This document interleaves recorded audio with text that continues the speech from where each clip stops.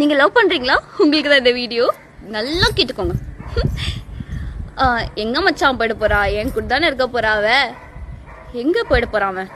என்னதான் இருந்தாலும் இன்னைக்கு எண்ட் ஆஃப் த டேல வந்து எனக்கு அவன் கால் தான் பண்ண போறான் அப்படின்னு சொல்லிட்டு ஒரு ரிலேஷன்ஷிப்புக்கு உங்களுக்கு என்ன அலட்சியம்? 10,000 கால் ஒரு நாளைக்கு 100 கால் பண்ணிட்டு ஒவ்வொன்றும் சண்டை போட்டு ஃபோன் வைக்கிறதா ஒரு ரிலேஷன்ஷிப்பா? இது எனக்கு சீரியஸா புரியல.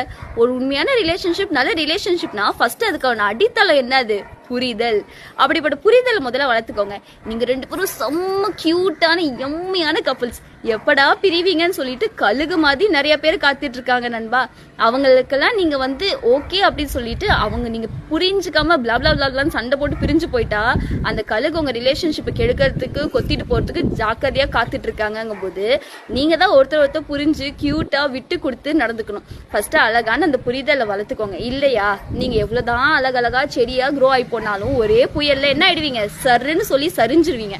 அதனால அழகான ரூட்டை டெவலப் பண்ணிட்டு அதுல இருந்து சூப்பர் அடர்த்தியான மரமா வந்து வளர்ந்துருங்கல்ல. எவ்வளவு புயல் அடிச்சாலும் ஒரு கழுகு என்ன 10,000 கழுகு வந்தாலும் உங்களை பிரிக்கவும் முடியாது, கொத்திட்டு போகவும் முடியாது. புரிஞ்சிருக்கும்னு நினைக்கிறேன். கியூட்டான கப்புள்ஸா இருக்கீங்க. பார்த்து சேஃபா எம்மியா வந்து வாழ்றதுக்கு வாழ்த்துக்கள். புரிதலோட